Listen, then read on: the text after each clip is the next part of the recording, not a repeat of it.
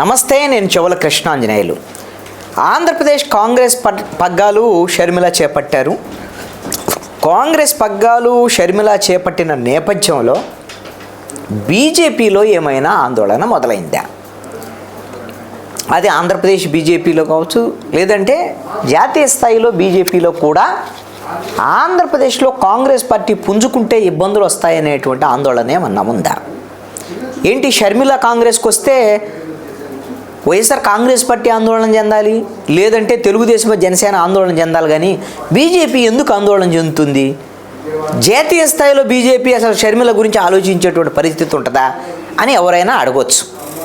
ఇక్కడ సమస్య ఏమిటి అని అంటే, ఆంధ్రప్రదేశ్లో రెండు జాతీయ పార్టీలు, బీజేపీ అదేవిధంగా కాంగ్రెస్, ఈ రెండిటి ప్రభావం ఆంధ్రప్రదేశ్లో ఏమీ లేదు.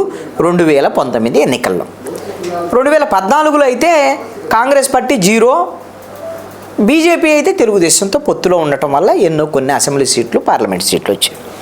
మరి ఇప్పుడు ప్రాంతీయ పార్టీలు, వైఎస్ఆర్ కాంగ్రెస్ పార్టీ అధికారంలో ఉంది, తెలుగుదేశం జనసేన ప్రతిపక్ష పార్టీగా అధికారంలోకి రావాలని ప్రయత్నం చేస్తున్నటువంటి ఈ పరిస్థితుల్లో కాంగ్రెస్ పగ్గాలు చేపట్టింది షర్మిల. మరి కాంగ్రెస్ ఏమన్నా అధికారంలోకి వస్తుంది ఆంధ్రప్రదేశ్లో? రాదు.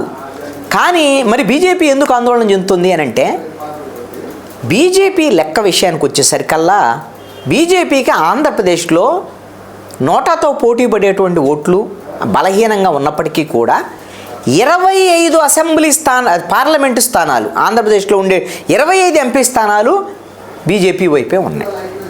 బీజేపీ కోరుకుంటే ఈ రోజున లోక్సభలోను రాజ్యసభలోను 25 మంది ఎంపీలు బీజేపీకే మద్దతు ఇస్తున్నారు. 22 మంది వైఎస్ఆర్ కాంగ్రెస్ పార్టీ ఎంపీలు, 3 తెలుగుదేశం ఎంపీలు, అడిగిన అడగకపోయినా 2 చేతులు ఎత్తి మరి మద్దతు ఇచ్చేటువంటి పరిస్థితి ఉంది. మరి ఇలాంటి పరిస్థితుల్లో బీజేపీ బలంగానే ఉంది ఈ విషయంలో, ఎంపీల విషయంలో చూసినప్పుడు. కానీ బీజేపీ పరంగా ఓట్ల విషయానికి వచ్చేసరికల్లా 0.86% ఓట్లు వచ్చినాయి. సరే, మిగతా పార్టీలు ఎంత బలంగా ఉన్నా ఏమైనా ఇబ్బంది లేదు, బీజేపీ కూడా తను తక్కువ ఉన్నా ఇబ్బంది లేదు. కానీ ఇంకొక జాతీయ పార్టీ కాంగ్రెస్ ఇప్పుడు 1.5% ఓట్లు ఉన్నాయి కాంగ్రెస్కి. షర్మిలగిన వస్తే ఒక 5-6% వరకు ఈ విధమైనటువంటి ఓట్ల సంఖ్య పెరిగేదానికి అవకాశం ఉండొచ్చు అని చర్చ జరుగుతుంది. మరి అలాగైనా జరిగితే బీజేపీకి ఒంటరిగా పోటీ చేస్తే రేపొద్దున 2019 తరహాలోనే 0.86% ఓట్లు వచ్చినాయి అనుకోండి, ఒక కాంగ్రెస్కి 5-6% ఓట్లు వచ్చినాయి అనుకోండి, వాళ్ళకు సీట్లు వస్తే రావన్న సంగతి తర్వాత. అంత ఓటింగ్ పర్సంటేజ్ పెరిగితే దక్షిణాది రాష్ట్రాల్లో అసలు ఆంధ్రప్రదేశ్లో బీజేపీకి 0% సీట్లు ఉన్నాయి, దీనికన్నా కాంగ్రెస్ బలంగా ఉంది అనేటువంటి ప్రచారం దేశవ్యాప్తంగా ఉండేటువంటి ఒకసారి బలాబలాల అంచనా వేసేటువంటి క్రమంలో ఈ చర్చ వస్తుంది. ఆంధ్రప్రదేశ్ సంబంధించినటువంటి దాంట్లో కాంగ్రెస్ బలంగా ఉంది, బీజేపీ బలహీనంగా ఉంది అనేటువంటి చర్చ వచ్చేదానికి అవకాశం ఉండేది. ఈ అంశం అనేటువంటిది బీజేపీని ఆందోళనకు గురి చేస్తుంది.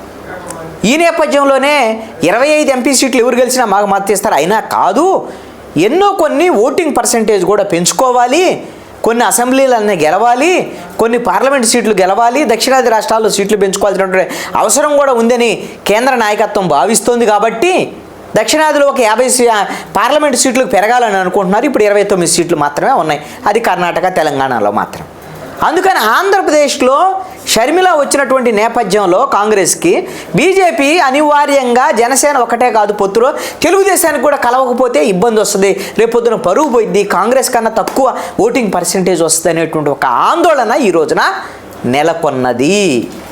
ఈ నేపథ్యంలోనే ఎట్టి పరిస్థితుల్లో కూడా పొత్తులోకి వెళ్ళి కొంత ఓటింగ్ పర్సంటేజ్ పెంచుకోవాలి, సీట్లు తెచ్చుకోవాలనేటువంటి ప్రయత్నాల్లో ఈ రోజున బీజేపీ ఉన్నటువంటి పరిస్థితి మాత్రం స్పష్టంగా కనపడుతోంది.